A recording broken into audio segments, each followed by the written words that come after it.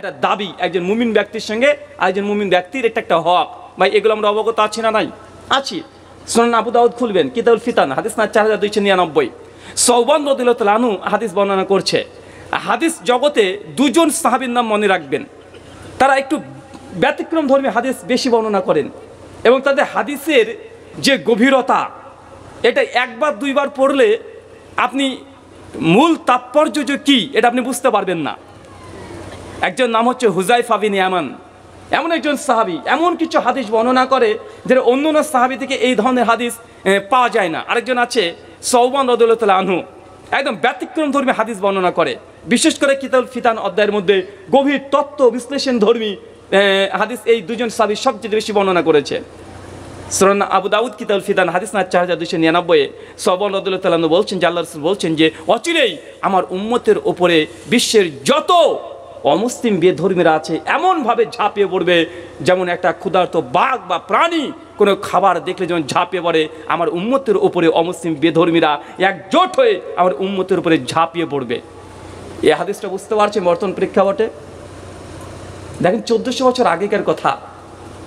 ইসলামকে যদি বুঝতে হয় আর ইসলামের সত্যতা যদি এই অন্তরের মধ্যে যদি গাঁথতে হয়, আল্লাহর নবীর প্রত্যেকটা হাদিসকে বর্তমান প্রেক্ষাপট দিয়ে বিশ্লেষণ করবেন, কিন্তু চিন্তা করতে হবে যে নবী এই কথাটা আজকের দিনে বলেনি, বলেছে 1400 বছর আগে, যেই সময় এরকম মোবাইল তো দূরের কথা, এরকম ল্যাম্প তো দূরের কথা, হারিকেনের কাঁচ আবিষ্কার হয় নাই, সেই যে সাইকেল তো দূরের কথা, ভোল্টিও আবিষ্কার হয় নাই।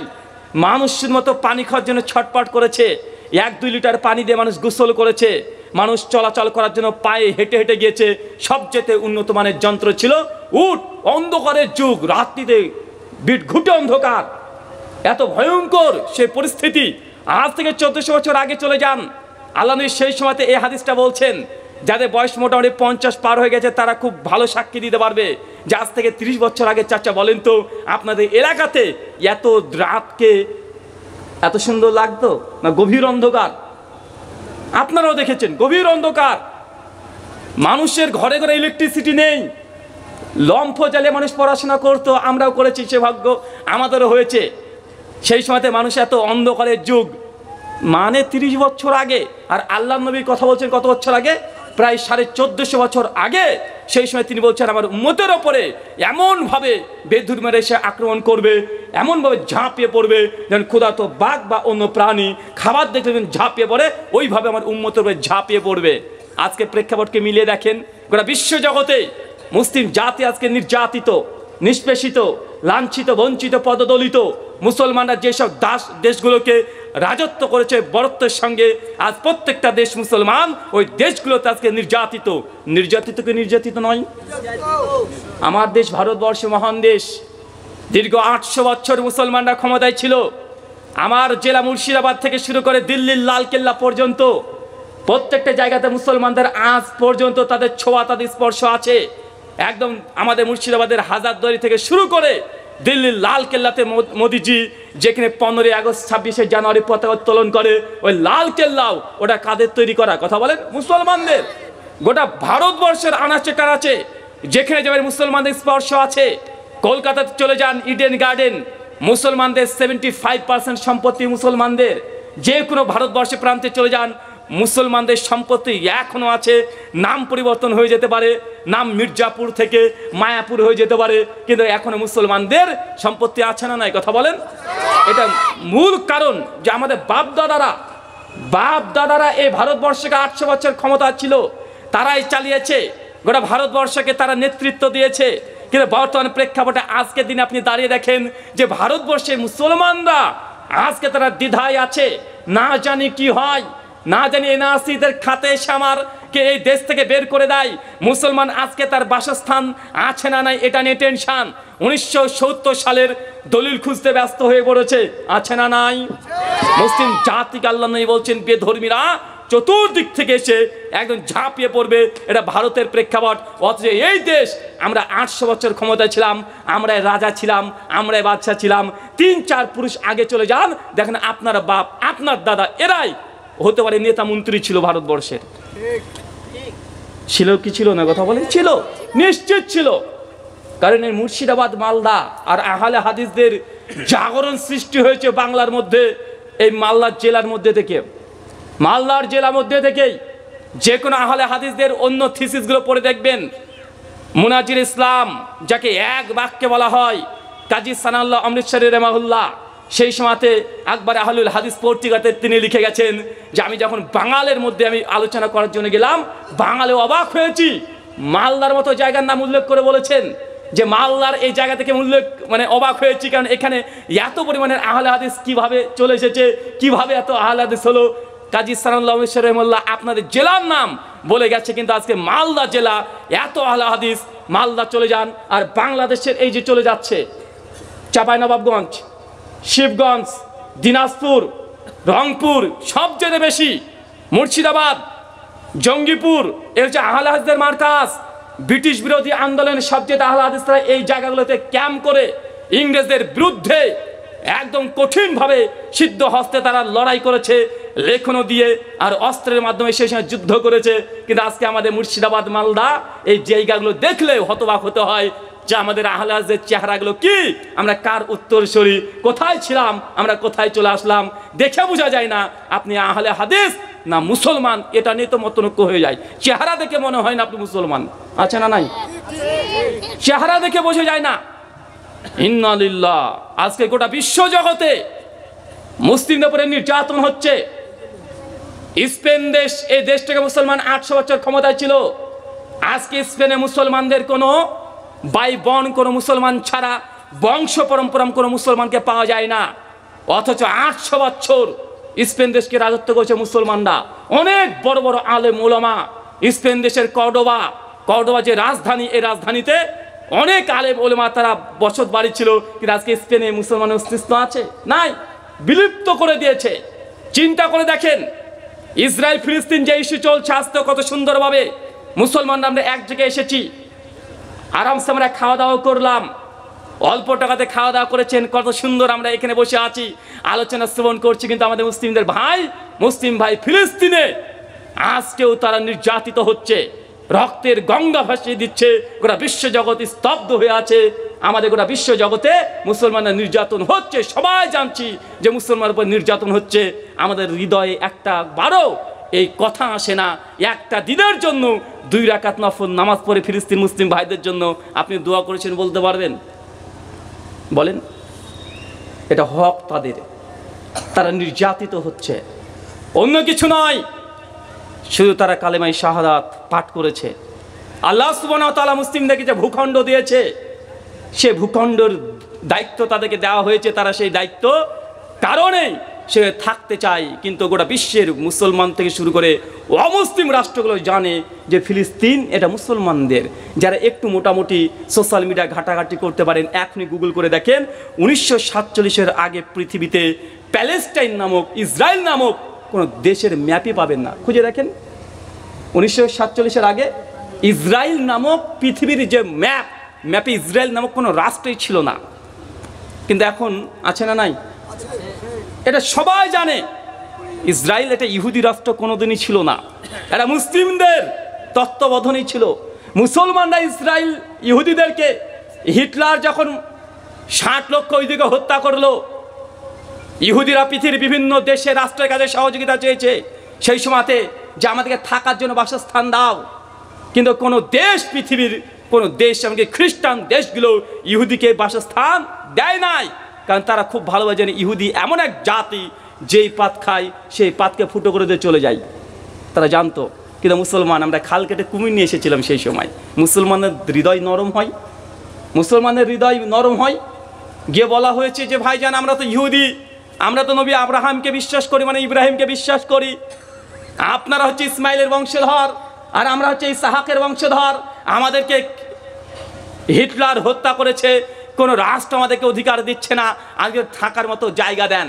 এই থাকার মতো জায়গা দিতে গিয়ে মুসলমানরা যখন ইহুদিদেরকে ফিলিস্তিনের মধ্যে থাকার জন্য জায়গা দিল, আস্তে আস্তে গোটা বিশ্ব জগৎ থেকে যত ইহুদি আছে সবগুলোকে ইসরায়েলের মধ্যে প্রবেশ করিয়ে, ফিলিস্তিনিদের প্রবেশ করিয়ে যখন শক্তিমত্তায় বেশি হয়ে গেল, মুসলমানকেই তাদের নিজের দেশ থেকে বের করে দিয়ে যুদ্ধ লড়াই করে দিচ্ছে। আর গোটা বিশ্বের এখন অমুসলিম রাষ্ট্রগুলো বলছে যে মুসলমানরাই জঙ্গি, মুসলমানদের সন্ত্রাসী। বলছে কি বলছে না? বুঝতে পারলেন না, ছোট্ট একটা ঘটনা বলে বুঝতে পারবেন। ধরেন আমি মুর্শিদাবাদের মানুষ, আপনি মালদার মানুষ। মুসলিম ভাই হিসাবে আপনার প্রতি আমার ভালোবাসা আছে, আপনি আমাকে ভালোবাসেন, আমি জানি। দেখা যাচ্ছে আমি কোনোদিন হঠাৎ করে গভীর রাত্রিবেলাতে আপনাদের এলাকাতে চলে আসলাম, যে কোনো এলাকার একটা বাড়ি থেকে রাত্রি 2টোর দিকে ঠক ঠক করে আমি গেটে এই নক করতে শুরু করলাম। আপনি গেটটা খুলে বলছেন কে? আমি বলছি ভাই আমি ব্রাদার রাহুল হোসেন। বলছি ভাইজান আপনি কেন এত রাতে কেন?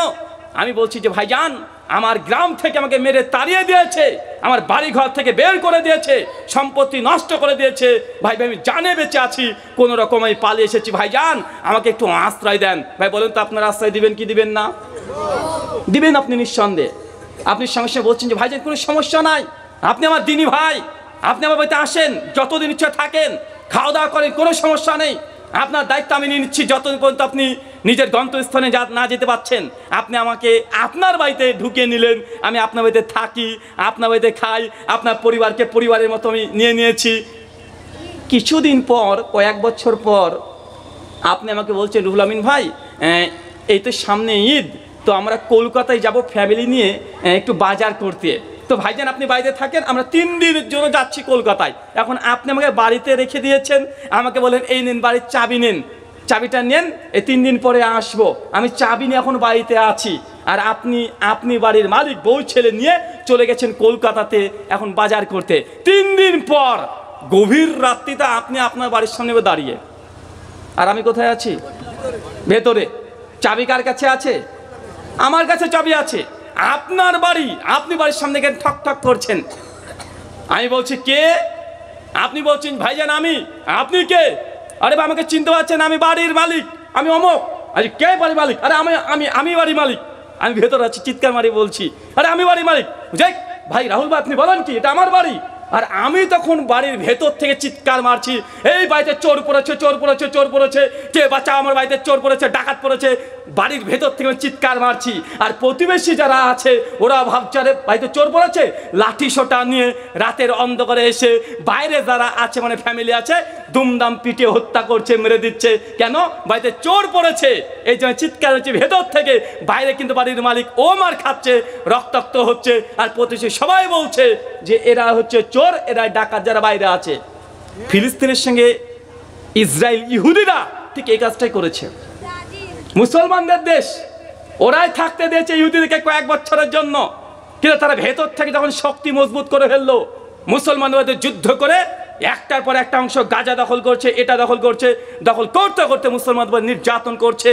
আল্লাহ সুবহানাহু সেই দোয়া এই প্রার্থনা, আল্লাহ মুসলিম উম্মা যারা যেখানে বিপদগ্রস্ত আছে তুমি তোমার গায়েবী সাহায্য দিয়ে তাদেরকে সহযোগিতা করো। সকলে পড়ি আমিন আমিন। আপনাকে এতটুকু বুঝতে হবে, ইসলামী ভ্রাতৃত্ব মানে পৃথিবীর যেখানে যে কোনায় মুসলমান যদি নির্যাতিত হয়, আপনার হৃদয় থেকে কিছু করতে না পারলেও একবার আল্লাহর কাছে দোয়া করবেন যে আল্লাহ আমার মুসলিম ভাইকে তুমি হেফাজত করো, আর জালেমের হাতকে তুমি ধ্বংস করে দাও। অন্তত এই দোয়া অপর মুসলিম মাজলুম মুসলিমরা এটা হকদার। কথা বুঝতে পারছেন? চলুন আজকে গোটা বিশ্ব জগতে এটা খুব ভালো কথা, আল্লাহ নবী বলছেন গোটা বিশ্ব জগতে মুসলিম জাতিকে চতুর্দিক থেকে আক্রমণ করা হবে। ক্ষুধার্ত প্রাণী যেমন খাবার দেখলে ঝাঁপিয়ে পড়ে, ওইভাবে ঝাঁপিয়ে পড়বে। বা আজকে ঝাঁপিয়ে পড়ছে কি পড়ছে না? ইহুদিরা ঝাঁপিয়ে পড়ছে ফিলিস্তিনের ওপরে। গেরুয়া সন্ত্রাসী ভারতের মধ্যে আছে, ওরা ঝাঁপিয়ে পড়লো বাবরি মসজিদের ওপরে। মুসলিম জাতির বিভিন্ন ইস্যুকে হাইলাইট করে তারা নিন্দা সমালোচনা, তীব্র নিন্দা সমালোচনা করছে কি করছে না? কখন 3 তালাক, কখন মসজিদ, কখন এইটা, কখনো জ্ঞানবাপী, কখনো মালদার আদিনা মসজিদ, একটার পর একটা মুসলমানকে টার্গেট করে সব সময় হাইলাইটে আছে না নাই? আছে। যেখানেই দেখবেন বিশ্বের বছরে 1 বার 2 বার করে এই ইস্যুটা চলেই আসে যে কোরআনকে অবমাননা করেছে ইংল্যান্ড বা কোথায় ইসরায়েলে আল্লাহ নবীর কার্টুন অঙ্কন করেছে। দেখা যায় কি যায় না? যায়। অমুসলিম বলেন আর নাস্তিক বলেন, টার্গেট একটাই, কোনটা? ইসলাম। কোনটা বলেন তো? ইসলাম, আর কোনো কিছু নেই। পৃথিবীতে এমন কোনো নিদর্শন আপনি দেখাতে পারবেন না যে কোনো নাস্তিক এটা বাইবেলকে আগুন দিয়ে জ্বালিয়ে দিয়েছে। ভাই দেখেছেন কখনো? কখনো দেখেছেন হিন্দুদের গীতাকে কোনো নাস্তিক আগুন দিয়ে জ্বালিয়ে দিয়েছে বা টয়লেটের মধ্যে ফেলে দিয়েছে? দেখেছেন? না, কিন্তু কোরআন মাজিদের সঙ্গে বারবার বারংবার এই কাজটা করা হয় কি হয় না? হয়। কারণ মুসলমান টার্গেট, মুসলমান দাঁড়িয়ে রেখেছে, মুসলমান জঙ্গি, মুসলমান টুপি পড়েছে, মুসলমান জঙ্গি। কিন্তু অন্য ধর্মের অনুসারীরা যদি দাঁড়িয়ে রাখে, ওরা সম্মানিত ব্যক্তি, আছে না নাই? কথা বলেন। আপনি রাত্রিবাদে 2-1 ট্রেনে চাপবেন, ভয়ে ভীত সন্ত্রস্ত, দুজনই ভয় পাই আমরা। সাইকোলজি এটাই বলছে। আল্লাহি, যখন আমরা কখনো কখনো ট্রেনে যখন আমরা যাই, প্রোগ্রাম থেকে শেষ করে যখন ট্রেনে আমরা উঠি, রাত্রি 1-1:30 বেজে গেলে ভয় লাগে, ভেতরে ভয় কাজ করে, সত্যি ভয় কাজ করে। কেন ভয় কাজ করে জানেন? যে আমি মুসলমান, এই ট্রেনে এতগুলো মানুষ আছে, মুখে দাঁড়িয়ে আছে, মাথায় টুপি, কাঁধে একটা ল্যাপটপের ব্যাগ রাখা আছে। অন্য অমুসলিমরা ভাবতে পারে যে কে রে, জঙ্গি উঠে বললো নাকি রে। ওরা মানে আমি ভয় পাচ্ছি তাদেরকে দেখে, তারা ভয় পায় আমাকে দেখে। এ জঙ্গি না তো, ট্রেনে বগিটাকে উড়িয়ে দেবে না তো? মানে ওরা ওই টেনশনে পড়ে বারবার তাকেই, মৌলভী সাহেব কোথায় নামবেন, ঘুরে ফিরে কোথায় নামবেন। মানে ও মানে বাঁচে যে এই লোকটা কখন নেমে পড়ে, যখনই নেমে পড়ে ও খুশি, মানে বারবার জিজ্ঞেস মৌলভী সাহেব কোথায় নামবেন, কোথায় নামবেন। যতক্ষণ না নামছি ট্রেনের কামরার অনেক মানুষ মানে হাঁ করে বসে তাকিয়ে থাকে যে কখন কি যেন না জানি করে দেয়। ভাই এমন সিচুয়েশন হয় কি হয় না? হয়। তার জন্য আপনাকে বলছি, গোটা বিশ্ব জগতে এমন পরিস্থিতি তৈরি করেছে মিডিয়ার এই কলা কৌশলের মাধ্যমে। আল্লাহ নবী 1400 বছর আগে ভবিষ্যৎবাণী করছে, সাহাবীরা বলছে ইয়া রাসূলুল্লাহ, মুসলিম জাতির উপরে এরকম আক্রমণ হবে, সেই সময় কি আমাদের সংখ্যায় কম থাকবো? আমরা কি খুব বেশি মানুষ থাকবো না? মুসলমান কি সংখ্যায় কম থাকবে? নবী বলছে না, সেই সময় তোমরা মুসলিমরা কম থাকবে না, বরং মুসলিমরা সংখ্যায় এত পরিমাণ হবে গণনা করা সম্ভব নয়। আমার উম্মত এত বৃদ্ধি পেয়ে যাবে, গণনা করা সম্ভব নয়, সংখ্যা তোমরা কম থাকবে না।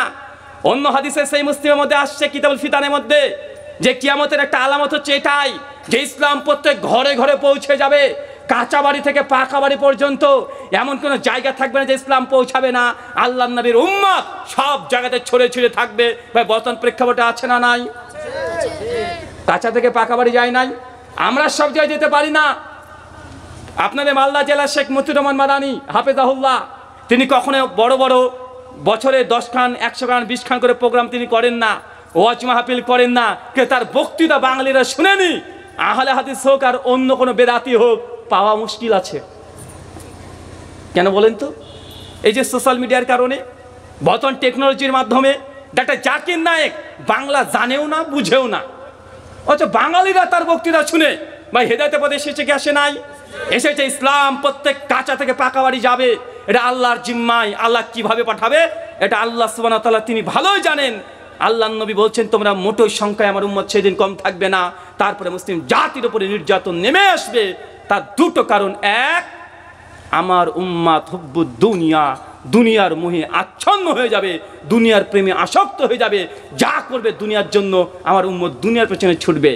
এই যে মুসলিমরা মার খাচ্ছে, মূল কারণ দুনিয়া। আপনি দুনিয়াকে খরিদ করেছেন, যা করছেন। আমি বক্তা, আমি ভালো করে বক্তৃতা দিচ্ছি, ভালো করে স্টাডি করছি, মানুষ যেন আমার বক্তৃতা শুনে মুগ্ধ হয়ে যায়। আমি চেষ্টায় আছি যে কিভাবে আমার ফ্যান ফলোয়ার বেশি হয়। আমি চেষ্টা করছি মানুষ যেন আমাকে বেশি বেশি ভালোবাসে, আমার বক্তৃতার কারণে আমি যেন অনেক বড় বক্তা হয়ে যাই। আমি এই জন্য আমি পড়াশোনা করছি। বা এরকম সেন্স বা আছে না নাই? কথা বলেন। আছে।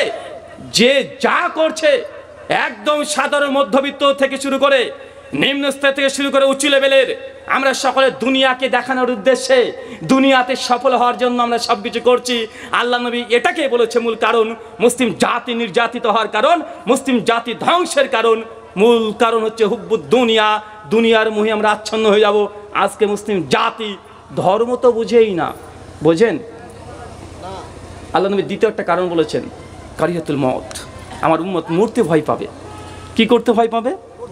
মরতে ভয় পাবে। সাহাবা রাদিয়াল্লাহু তাআলার জীবনী পড়বেন, যখনই শুনেছে জিহাদ, কিসের বাসর রাত, কিসের বাসর রাত, শুনেছে হুদায়বিয়ার যুদ্ধ হবে, সন্ধি হবে, খন্দকের হবে, উহুদের হবে, সাহাবীরা শোনার সঙ্গে সঙ্গে শয্যা ত্যাগ করে ছুটে চলে গেছে।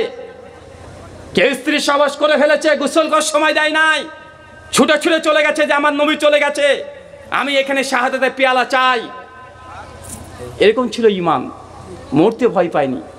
আর আমরা তো মুসলমান, বর্তমান জান্নাতে যাবেন? হ্যাঁ যাব। রাহুল ভাই মরতে যে ভয় লাগে। এ বেটা, মরণ ছাড়া তুই জান্নাত যেতে পারবি? জান্নাত চায় কিন্তু মরতে চায় না। ভাই এমন লোক আছে না নাই? জান্নাত চাই কিন্তু মরবো না। আল্লাহ নবী এই কথাই বলছেন, দুটো কারণ, একটা দুনিয়ার মোহে আচ্ছন্ন, আর মৃত্যুকে আমার উম্মত ভয় পাবে। একজন ইহুদি রাইটারের একটা বই পড়ছিলাম, উনি মুসলিমদের যতগুলো যুদ্ধ হয়েছে আল্লাহর নবী থেকে শুরু করে একদম উমাইয়া খিলাফত পর্যন্ত সমস্ত যুদ্ধগুলোকে নিয়ে একটা পর্যালোচনা করেছে। ইহুদি ওই পণ্ডিত এই জন্য করেন যে ইসলামের শ্রেষ্ঠত্ব প্রমাণ করবে, বরং তিনি চেষ্টা করেছেন যে ইসলামকে কীভাবে ডিমোলাইজড করা যায়, ইসলামকে কীভাবে খারাপ প্রমাণ করা যায়। ইহুদি পণ্ডিত একদম মুসলিমদের যুদ্ধর ইতিহাস নিয়ে পড়াশোনা গবেষণা করেছে দীর্ঘ 23 বছর 24 বছর। তারপরে একটা বই রচনা করেছে 3 খণ্ডের, ইংলিশ ভার্সন আছে। উনি শেষে একটা চমৎকার কথা বলে গেছেন। উনি বলে গেছেন গোটা দুনিয়ার মানুষকে উদ্দেশ্য করে, শুনুন,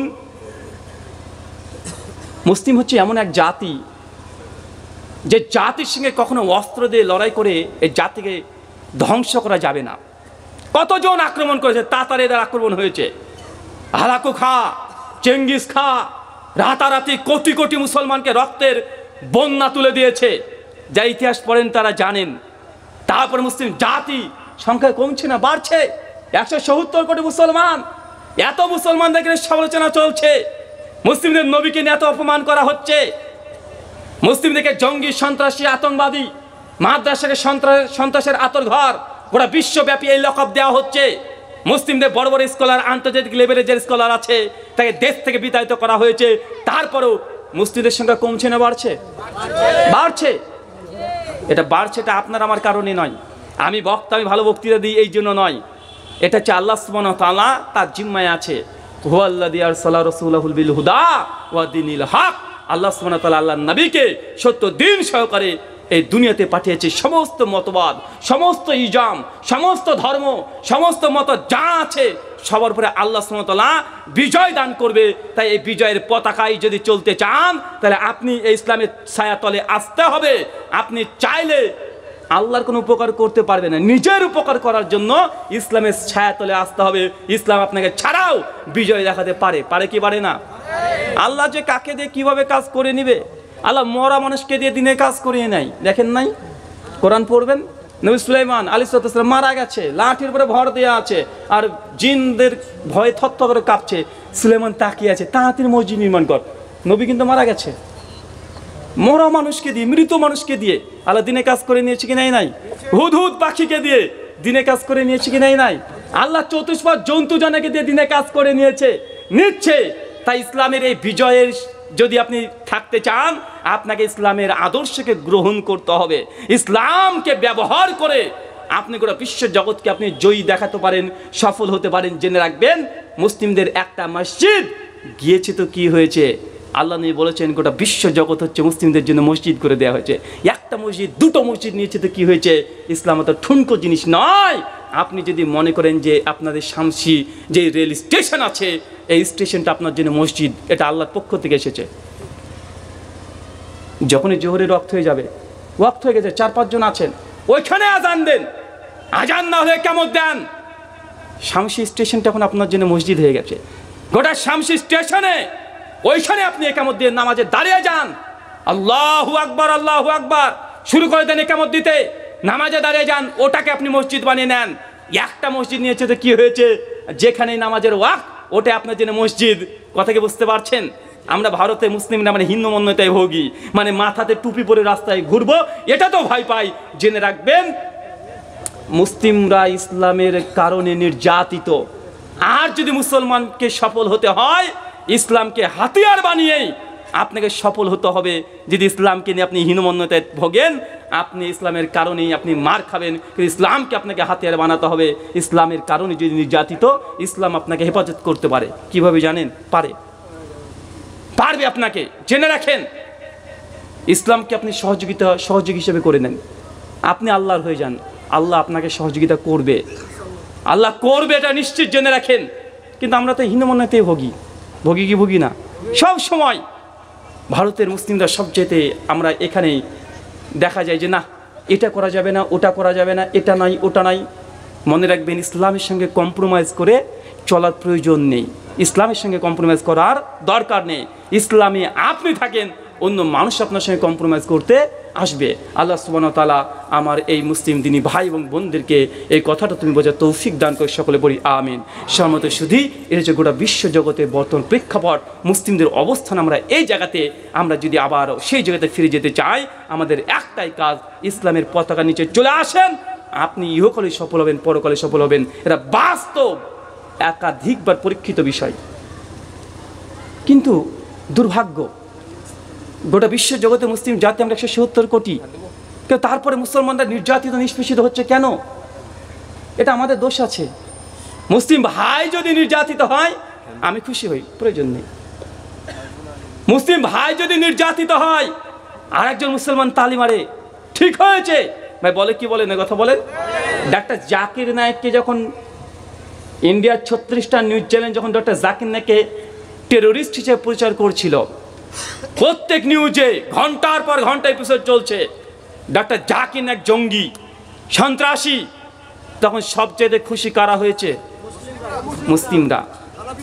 ডক্টর জাকির নায়েক যে মুম্বাই IRF ওর সামনে মুসলমান দাড়ি টুপি পরে ডক্টর জাকির নায়েকের ছবি নিয়েছে, জুতো পেটা করেছে ছবিতে, কারা? মুসলমানরা। ভারতে কোনো হিন্দুরাই কাজ করে নাই, খ্রিস্টানরাই কাজ করে নাই। আজকে আমাদের বর্তমান প্রেক্ষাপটে এটা হয়ে গেছে যে মুসলমানের মধ্যে কিছু মতভেদ আছে আকীদার কারণে এবং পাশে ফিকি বিষয়ের কারণে। তার জন্য আমরা এই মতভেদের কারণে আমরা একে অপরের সঙ্গে শত্রু হয়ে গেছি। পারলে আমরা একে অপরের সঙ্গে লড়াই করে, মারামারি করে একে অপরকে হত্যা করে দিতে পারি, বা আছে না নাই, কথা বলেন। অবাক, অথচ এমনটা হওয়ার কথা ছিল না। জি হ্যাঁ, উম্মাত বিভক্তি হবে। আল্লাহ নবী হাদিসে মুবারাকাতে বলে গেছেন, সুনান আবু দাউদ কিতাবুস সুন্নাহ হাদিস না 4597, সুনান তিরমিজি কিতাবুল ফিতান হাদিস না 2641, মিশকাত হাদিস না 171, আল্লাহ নবী বলছেন যে আমার উম্মাত বানী ইসরাইল যখন 72টি দলে বিভক্ত হয়েছিল, আমার উম্মাত 73টি দলে বিভক্ত হবে। কুল্লুহুম ফিন্নার, প্রত্যেক দলই যাবে জাহান্নামে, ইল্লা মিল্লাতুন ওয়াহিদা, একটা দল তা যে জান্নাতে।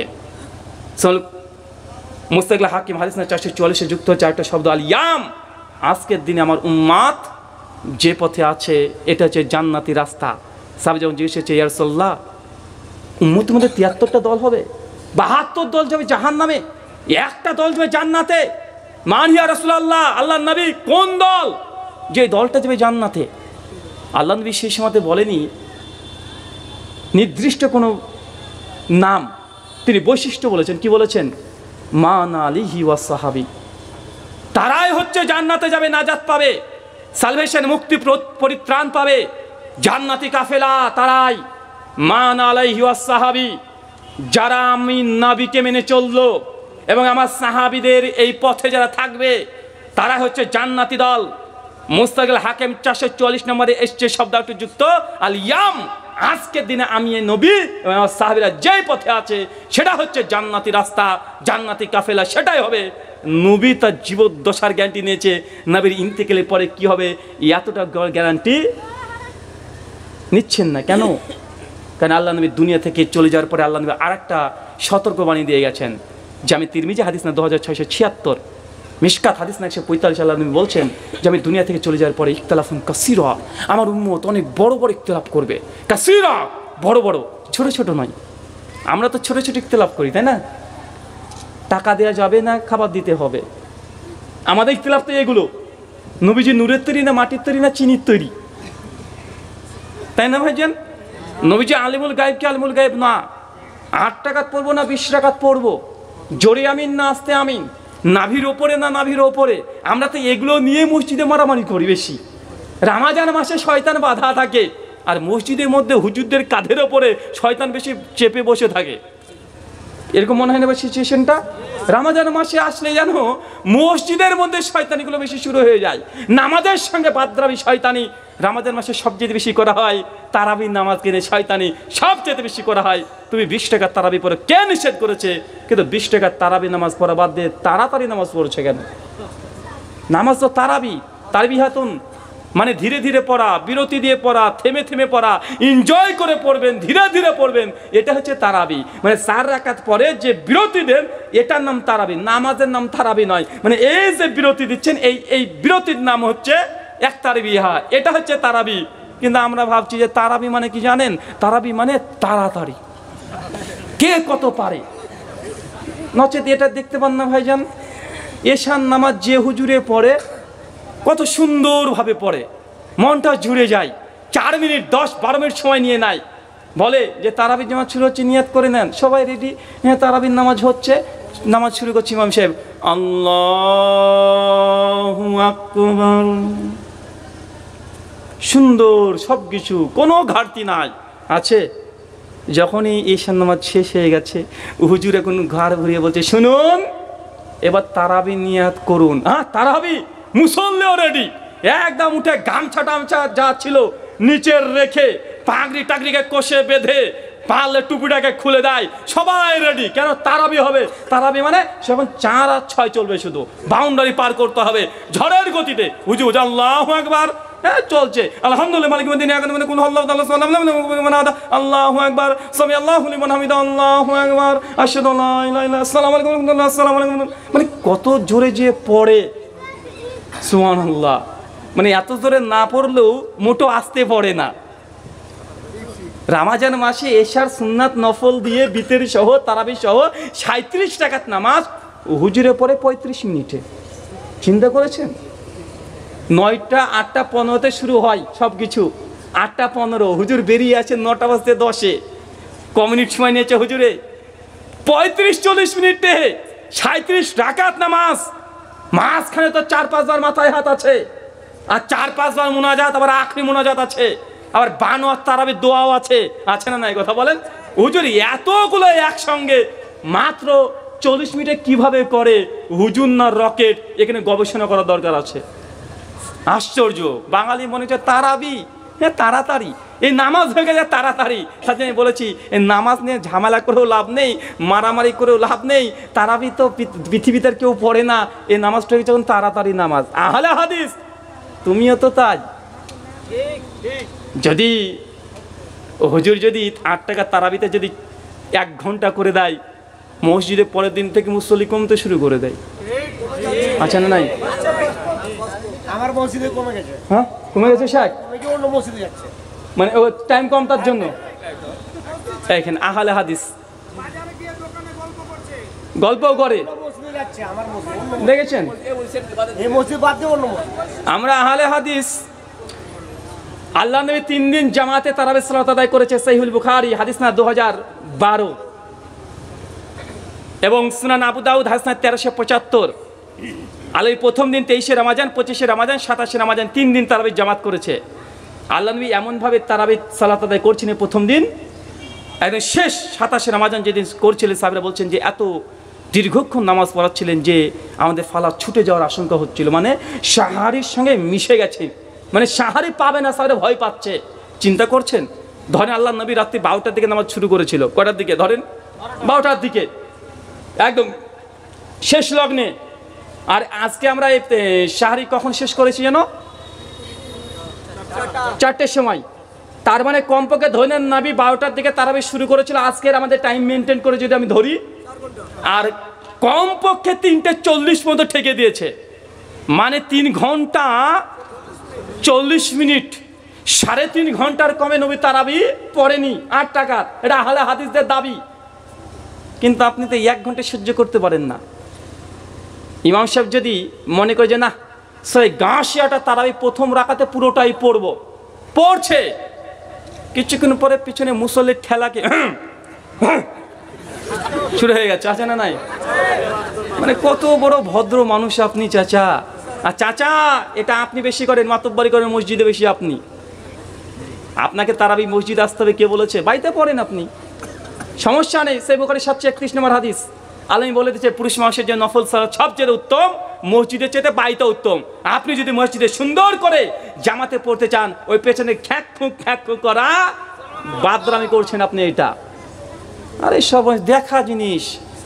যখন সিজদায় পড়েছে ইমাম সাহেব হয়তো একটু বেশি করে সিজদায় চলে গেছে, মানে তাসবিহ দেখা যাচ্ছে 12-14 বার করে ফেলেছে, আর পেছন থেকে মুসল্লি তাকাচ্ছে, কি রে উঠে না কেন, মানে ভেতরে আনচান ধরে গেল, মরে গেল নাকি হুজুরে, মানে এরকম একটা টেনশন যে দেখছে না উঠে না, তো নিচে থেকে শুরু হয়ে যায়, আছে না নাই কথা বলেন?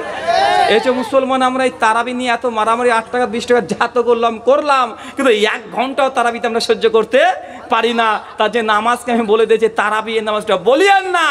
তারাবি আল্লাহ নবীও বলেনি, সাহাবীরও বলেনি, কিয়ামুল লাইল বলেছে, মুফাসসির মুহাদ্দিসেরা তারাবি নাম দিয়েছে।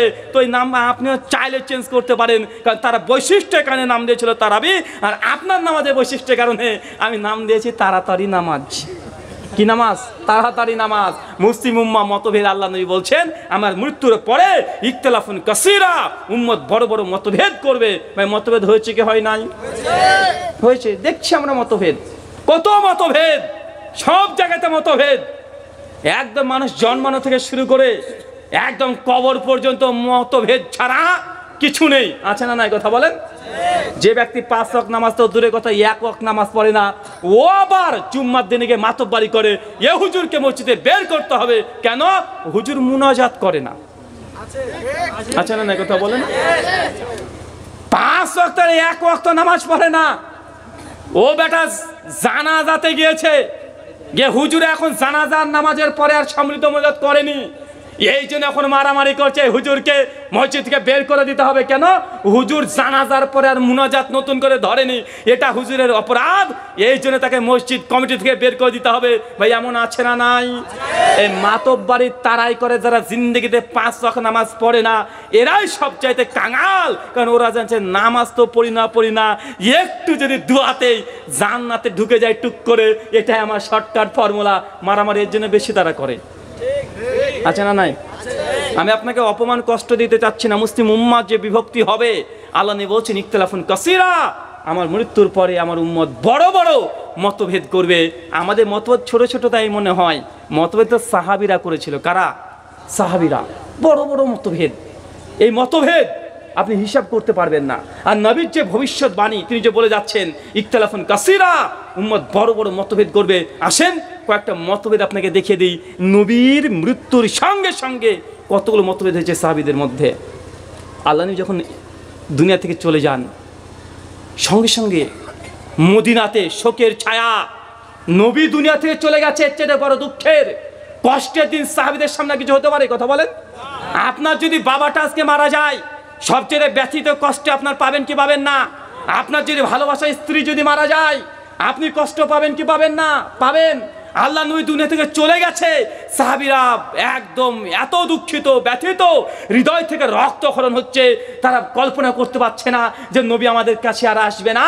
যে সাহাবীরা নবীর জন্য জীবন পর্যন্ত বাজি লড়েছে, জীবন দিয়ে দিয়েছে, যে ইয়া রাসূলুল্লাহ কাফেররা আপনাকে তীর নিক্ষেপ করতে পারে, আমি আপনার সামনে দাঁড়িয়ে গেলাম, কাফেররা যদি তীর নিক্ষেপ করে আল্লাহ নবী আপনি বসে পড়বেন, আমি খালিদ বিন ওলীদ আমি দাঁড়িয়ে থাকবো, আর তাদের তীর আমাকে আগে ভেদ করে আপনাকে যেতে হবে। এরকম সাহাবীদের মহাব্বত।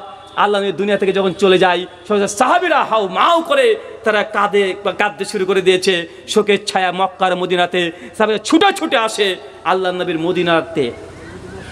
সঙ্গে সঙ্গে যখন মদিনায় খবর পৌঁছেছে নবী চলে গেছে দুনিয়া থেকে, সাহাবীরা একদম গোল করে একদম বাড়ির সামনে ঘিরে আছে, কাঁদছে। ওমর বিন খাত্তাব সঙ্গে সঙ্গে হাতে একটা তরবারি নিয়ে চলে এসেছে, এসে সঙ্গে সঙ্গে সাহাবীদেরকে লক্ষ্য করে বলছে, শোনেন, যারা বলবেন আমার নবী দুনিয়া থেকে মৃত্যুবরণ করেছে, নবী মারা গেছে, শুনে রাখো, যারা বলবে আল্লাহ নবী মারা গেছে, আমি ওমর তাদের গর্দনটাকে আমি একদম কেটে উড়িয়ে দেব। কে বলছে বলেন তো? ওমর। আর ওমর যে কথা বলেছে, ওমর বিন খাত্তাব, নবীদের মধ্যে নবী মুসা কঠোর মেজাজ, 19-20 সহ্য করতে পারতেন না। রাস্তায় দেখছে মুসা ইসলামের গোত্রীয় ভাইয়ের সঙ্গে ঝামেলা করছে ইহুদিরা, এক থাপ্পড় মেরে এই স্পট ডেট, সহ্য করতেন না। আর উম্মতের মধ্যে ওমর বিন খাত্তাব 19-20 হলে মেজাজ গরম হয়ে যায়। ওমর বিন খাত্তাব সঙ্গে সঙ্গে বলছে, যে বলবে নবী মৃত্যুবরণ করেছে, শুনেন তার গর্দনটাকে আমি ওমর উড়িয়ে দেবো। সেই বুখারী কিতাব জানায় হাদিস 1241 এবং 42, এবং সেই বুখারী কিতাব আম্বিয়া হাদিস 3461 এবং 62, 4 বার হাদিসটা এসেছে। সাহাবীরা ওমরের এই কথা শুনে ভীত সন্ত্রস্ত আরো হয়ে গেছে, মাথা নিচু করে আছে, ভয়ে কেউ কথা বলছে না। যে আল্লাহ নবী মারা গেছে কোনো সাহাবী বলছে না। ওমর বিশ্বাস করছে না নবী মারা যেতে পারে। ওমর বলছে, না, আমার নবী মারা যায় নাই, হয়তোবা নবী আলাইহিস সালাম মুসা আলাইহিস সালামের মতো 40 দিনের জন্য আল্লাহর সঙ্গে দেখা করতে গেছে, অথবা মেরাজে গেছে, ওমর বিন খাত্তাব বিভিন্ন ব্যাখ্যা করছে, নবী মারা যায় নাই, নবী নিশ্চিত আবার দুনিয়াতে ফিরে আসবে, নবী মারা যায় নাই, যে বলবে নবী মারা গেছে তার গর্দনকে উড়িয়ে দেব, ওমরের দাবি। সাহাবীরা ভীত সন্ত্রস্ত, কেউ কথা বলেন ওমরের ভয়ে। আবু বকর রাদিয়াল্লাহু তাআলা আনহু বাড়িতে ছিলেন না, খবর যখনই পেয়েছে ছুটতে ছুটতে উঠে পিঠে চলে এসছেন, এসে দেখছেন গোটা বাড়ির সামনে চতুর্দিকে মানুষ ঘিরে ধরেছে। আমাদের আয়েশা রাদিয়াল্লাহু তাআলা আনহার ঘরে আল্লাহ নবী ইন্তেকাল করেছিলেন, ঘরের মধ্যে আবু বকর চলে গেলেন, আল্লাহ নবীকে ঢাকা আছে চাদর দিয়ে। আবু বকর সঙ্গে সঙ্গে চাদরগুলো তুললেন, দেখছেন সত্যি আল্লাহ নবী দুনিয়া থেকে চলে গেছেন। কপালে গিয়ে আবু বকরের চুম্বন করলেন, হৃদয় রক্তক্ষরণ হচ্ছে, নবী দুনিয়া থেকে চলে গেছে, আবু বকর মানতে পারছেন না। বাইরে এসে দেখছে শোকাহত সাহাবীরা ভীত সন্ত্রস্ত ওমরের ভয়ে, কেউ প্রকাশ করতে পারে না। ওমর বিন খাত্তাব তরবারি নিয়ে দাঁড়িয়ে আছে, আবু বকর এসে সঙ্গে সঙ্গে বলছে, ওমর ইজলিস, ওমর তুমি বসো। ওমর শুনছে না, কে বলছে? আবু বকর বলছে, ওমর ইজলিস, ওমর তুমি বসো।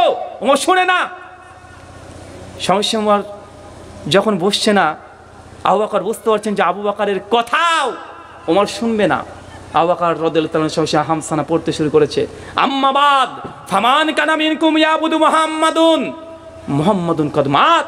হে বিশ্ববাসী, জেনে রাখো, যারা তোমরা মুহাম্মদ সাল্লাল্লাহু আলাইহি ওয়াসাল্লামের ইবাদত করতে, তার ইবাদত করতে, আনুগত্য করতে, জেনে রাখো আল্লাহর নবী দুনিয়া থেকে আজকে মৃত্যুবরণ করেছে। আর যা তোমরা আল্লাহর ইবাদত করতে, তোমরা জেনে রাখো ওয়াল হাইয়ুল কাইয়ুম, তিনি চিরঞ্জীব চিরস্থায়ী।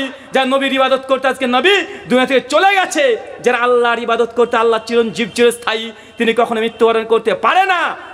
আবু বকর রাদিয়াল্লাহু তাআলা আনহু সমস্ত সাহাবীকে সামনে রেখে এই খুতবা যখন দিচ্ছেন, পবিত্র কোরআনুল কারীম থেকে সূরা আলে ইমরান সূরা নম্বর 3 আয়াত নম্বর 144 তিনি তিলাওয়াত করছেন, পাঠ করছেন, ওয়ামা মুহাম্মাদুন ইল্লা রাসূল কদ খালাত মিন ক্বাবলিহি রাসূল আফাইম্মাতা আও কুতিলা। শোনো, আল্লাহ কোরআনে বলছে মুহাম্মদ সাল্লাল্লাহু আলাইহি ওয়াসাল্লাম একজন রাসূল ছাড়া কিছুই নাই, তার পূর্বে অনেক নবী রাসূল এসেছে, চলেও গেছে। আজকে যদি আল্লাহর নবী দুনিয়া থেকে চলে যায়, তোমরা আবার প্রত্যাবর্তন করবে? যেমন কোরআনের আয়াত পড়ে আব্দুল্লাহ ইবনে আব্বাস রাদিয়াল্লাহু তাআলা বলছেন, বুখারী হাদিস নাম্বার 41 আসছে যে আমি ওমর বিন খাত্তাবের দিকে লক্ষ্য করে তাকিয়ে দেখছি, যখন আবু বকর এই আয়াত পাঠ করে, সঙ্গে সঙ্গে ওমর বিন খাত্তাব হাত থেকে তার তরবারি ফেলে যায়, আর ওমর বিন খাত্তাব জিহ্বা নড়ে নড়ে কোরআনের এই আয়াত পাঠ করতে থাকে। সাহাবীরা যারা আছে সে গুনগুন গুনগুন করে কোরআনের আয়াত পাঠ করছে। ওমর বিন খাত্তাব বলছে, আবু বকর তুমি এমন এক কোরআনের আয়াত পাঠ করেছো, এই আয়াত আমার মাথা থেকে বিস্মৃত হয়ে গেছে, আমার মনে হচ্ছে যে আজকে আয়াত অবতীর্ণ হয়েছে, অথচ আল্লাহ নবীর জীবদ্দশাতে এত অবতীর্ণ হয়ে গিয়েছিল। কথা কি বুঝতে পারছেন? চাচা বলেন তো, মতভেদ তো সাহাবীরা করেছে, নবী মৃত্যুবরণ করেছে কি করেনি এটা নিয়ে মতভেদ। ওমর বিন খাত্তাব একদম কঠিন আছে। এখন বলেন তো সমাধান কোথায় হয়েছে? কোথায়? কোরআনুল কারীমে, কোরআনুল হাকিমে সমাধান হয়েছে। আবু বকর কিন্তু ওমরকে বলছে, ওমর ইজলিস, ওমর বসো। ওমর শোনেনি। যখনই কোরআনের আয়াত পাঠ করে দিয়েছে, ওমরের দাম্ভিকতা, ওমরের যে দৃঢ়তা, কোরআনের এক আয়াতের কাছে সঙ্গে সঙ্গে ওমর বিন খাত্তাব লবণের মতো গলতে শুরু করে দিয়েছে, মেনে নিয়েছে যে আল্লাহ রাসূল সত্যি দুনিয়া থেকে বিদায় নিয়েছে, কেন আল্লাহ কোরআনে এই কথাই বলে দিয়েছে। মতভেদ হবে উম্মতের মধ্যে, এটা বড় কিছু নয়, হবে, কিন্তু সমাধান চাচা যে আপনাকে ফিরে যেতে হবে কোরআনে, সমাধান যে হাদিসে ফিরে যেতে হবে। আপনি যদি বলেন যে না, অমুক শাইখুল হাদিস 20 বছর ধরে মাদ্রাসাতে দাস দিচ্ছে, আমাদের শাইখুল হাদিস তো 40 বছর ধরে বুখারী পড়াচ্ছে, উনি কি ভুল করতে পারে? উনি কি ভুল করে গেছেন? উনি কি তাহলে এই কাজটা করছেন, ভুল করেছেন? আপনি যদি এখানে ফিরে যান, চাচা সত্য থেকে বিচ্যুত হবেন। কখনো কোনো মানুষের কোনো সফলতা দেখে আপনি যদি সত্যের মানদণ্ড করতে চান, আপনি অধিকাংশ ক্ষেত্রেই আপনি পদস্খলন করবেন। আপনি শুধু এতটাই দেখবেন যে এখনই মতভেদ আছে, সমাধান কোরআন হাদিস, কোরআন সুন্নাতে কি আছে, অধিকাংশ উলামারা কি বলছে, এদিকে রুজু করতে হবে, প্রত্যাবর্তন করতে হবে। নচেত যদি মানুষের কাছে প্রত্যাবর্তন করেন, বিবাদই থাকবে, সমাধান কখনই হবে না। যখন আল্লাহ রাসূলের সঙ্গে এই ঘটনাটা ঘটে গেল, কিছু কিছু সাহাবীর মধ্যে আবার মতভেদ শুরু করে দিল। একজন সে সঙ্গে বলছে যে নবী তা ইন্তেকাল করেছেন, কবর কোথায় দেব, দাফন কোথায় করা হবে? এক একজন এক এক রকমের প্রস্তাব। মুহাজির সাহাবীরা বলছে না, আমরা নিয়ে যাব আল্লাহ রাসূলকে দাফন করতে আমাদের এলাকাতে। আনসাররা বলছে না, আমরা নিয়ে যাব।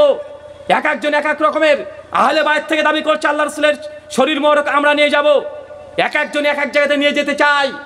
আবু বকর রাদিয়াল্লাহু আনহু আবার চলে আসেন, শোনো তোমরা আবার তো সে একই বিবাদ, তোমরা কি আল্লাহ নবীর এই হাদিস শোনো নাই? আল্লাহ নবী তো জীবদ্দশাতে বলেই গেছে, নবীরা যেখানে মৃত্যুবরণ করে ওখানে নবীদের সমাধি করা হবে। আল্লাহ নবীর এই হাদিস যখন আবু বকর বললেন, সাহাবারা এক বাক্যে নবীর হাদিসের প্রতি আত্মসমর্পণ করে ঘোষণা হয়ে গেল আম্মা জান আয়েশার ঘরে, যেহেতু আল্লাহ নবী দুনিয়া থেকে বিদায় নিয়েছে, আম্মা জান আয়েশার ঘরেই দাফন কাজ কমপ্লিট করতে হবে, সমাধি ওখানেই করতে হবে। খোঁড়াখুড়ি শুরু হয়ে গেল। চাচা বলেন, মতভেদ হয়েছে কি হয় নাই সাহাবীদের মধ্যে? সমাধান কোথায় হয়েছে? পীর সাহেবের মাজারে গিয়ে, অমুক হুজুরের কাছে গিয়ে? অবশ্যই হুজুর রায় সমাধান করবে, কিন্তু আপনাকে দেখতে হবে যে হুজুররা সমাধান কি থেকে করছে, সোর্স কোথায়। শুধু কি বলছে যে বাপ দাদা পূর্বপুরুষদের চলে আসছে তার জন্য আমি করছি, হুজুর যদি এরকম সমাধান দেয় চাচা এটা সমাধান নয়, চোখে ধুলো দিচ্ছে। কিন্তু হুজুর যদি বলে না, এদিকে হাদিসে মুবারাক আছে, কোরআনুল কারীমের আয়াত আছে, নবী এই কাজ করছে, সাহাবীরা করেছে, আপনি গ্রহণ করতে পারেন। কিন্তু যদি আপনাকে ফিরে নিয়ে যায় ওই যে এত মানুষ কি তবে ভুল করছে, বাপ দাদা পূর্বপুরুষ কি তো আমরা ভুল করে আসলাম, এগুলো দলিল নয়, মুসলমানের দলিল এগুলো নয়। সূরা বাকারা খুলে 170 নম্বর আয়াত, এগুলো কুফার কাফের, এরা এই দলিলগুলোকে ব্যবহার করত। কারা? এরা করত, এটা মুসলমানের দলিল নয়। শেখ চলে এসেছে, আমি আলোচনা লম্বা করছি না, আপনার কাছে জাস্ট একটাই মেসেজ, যে বিষয়টা দিয়েছিলেন এই বিষয়ের উপরে মতভেদ হবে, মতভেদ হবে, এটা নিশ্চিত হবে, কিন্তু এই সমাধান কোথায়? কোরআনুল কারীম, হাদিসে মুবারাকা, সাহাবা রাদিয়াল্লাহু আমল আসার, জমহুর ফুকাহারা যে মত দিচ্ছে, এখানে আত্মসমর্পণ করেন, যখনই করবেন হক পেয়ে যাবেন। কিন্তু অমুক হুজুর এত বড় মাদ্রাসা আছে, এই বক্তার এতগুলো ভক্ত আছে, মানুষ তখন ছুটে এটা দেখে যে এর বাবা এই বক্তাকে ভুল বলতে পারে। জানো এই বক্তা যখন আলোচনা করে লাখ লাখ জনসমাগম হয়ে যায়, অতএব বক্তার এত ভক্ত আছে, বক্তার ভুল করতে পারে না। আছে না নাই? আছে না ভাইজান? এখন আপনি যদি বলেন দেখেন ওর ভক্ত বেশি, বুঝলাম, কিন্তু এই যে হাদিসটা জাল বলে দিয়েছে, হাদিসটা যে যাইব বলে দিয়েছে, এই মাসলা তো ভুল ফতোয়া দিয়ে গেছে, বা এটা শিরকি বাক্য বলে গেছে, শ্রোতা মানতে চায় না কেন? আরে এত মানুষ তার ভক্ত, মানে মানুষ সত্য মিথ্যার পার্থক্যকারী হিসেবে করে নিয়েছে যে কোন বক্তার কত ভক্ত বেশি, এটা দেখে। আছে না ভাইজান? চাচা পৃথিবীতে একটা নবী এসেছিল, নবীর নাম নবী নূহ আলাইহিস সালাম, নাম শুনেছেন? তিনি একটা দুটো বছর নয়, 900 বছর দাওয়াতি কাজ করেছেন, 950 বছর দাওয়াতি কাজ করেছেন। কত বছর? 950 বছর দাওয়াতি কাজ করেছেন। বিভিন্ন মুফাসসিরগণ ইখতিলাফ করেছে কতজন নবী নূহ আলাইহিস সালামের দাওয়াত গ্রহণ করেছে। কেউ বলছে 48 জন, কেউ 50 জন, কেউ 75 জন, কেউ 100 জন। 100 জনের বেশি না। কত বছর দাওয়াত দিয়েছে চাচা? 950 বছর। কতজন তাকে ফলোয়ার করতে পেরেছে? হ্যাঁ, মাত্র সর্বোচ্চ ধরে নিলে 100 জন, তার চাইতে বেশি না। এখন আপনি যদি মনে করেন যে যার ভক্ত বেশি সেই সফল, সেই হক, নবী নূহ আলাইহিস সালামকে কি বলবেন? তিনি বিফলে ছিলেন? তার তো খুব বেশি ভক্ত না। এখনকার আলেম উলামাদের যত ভক্ত, তার চাইতে নবী নূহ আলাইহিস সালামের ভক্তের সংখ্যা কম। তবে নবী নূহ আলাইহিস সালামের নখের যোগ্য এই ব্যক্তিগুলো আমরা হতে পারবো? কথা বলেন না। তাই জনসংখ্যা বিবেচ্য বিষয় নয়, বরং অধিকাংশ মুসলমান সম্পর্কে আল্লাহ নবী বলেছেন 72টা দলেই যাবে জাহান্নামে, মানে অধিকাংশই জাহান্নামে। কোরআন মাজিদে পৃষ্ঠায় পৃষ্ঠায় আছে, দেখবেন যে অধিকাংশ এরা ফাসিক, অধিকাংশ জালেম, অধিকাংশ এরা জ্ঞান পাপী, এর অধিকাংশ তারা বোঝে না, মানে না, সব অধিকাংশ। জান্নাতি ব্যক্তির সিফাত সবসময় অল্প অল্প মানুষ জান্নাতে যাবে, অল্পরাই বিবেক সম্পন্ন। পৃষ্ঠায় পৃষ্ঠে আছে। আল্লাহ সুবহানাহু ওয়া তাআলা আমাদেরকে এই কথাগুলো বোঝার তৌফিক দান করো, আমিন। আমাদের মধ্যে যারা এই কথাগুলো শুনলেন, এই শোনার পরে সরাসরি গ্রহণ করার প্রয়োজন নেই, এগুলোকে গবেষণা করেন, আরও জানার চেষ্টা করেন, দাওয়াতি কাজ প্রত্যেক প্ল্যাটফর্ম থেকে করেন। আপনি যদি নিজে আলেম না হন, অন্তত লিফলেট, বই, শেখ মাসাকদের যেগুলো আছে সেগুলো প্রচার করেন। দাওয়াতি কাজ সবাইকে করতে হবে। এই দাওয়াত দিয়ে আজকে মতো আলোচনা শেষ করলাম। ওয়ামা আলাইনা ইল্লাল বালাগ। আসসালামু আলাইকুম ওয়া রাহমাতুল্লাহি ওয়া বারাকাতুহু।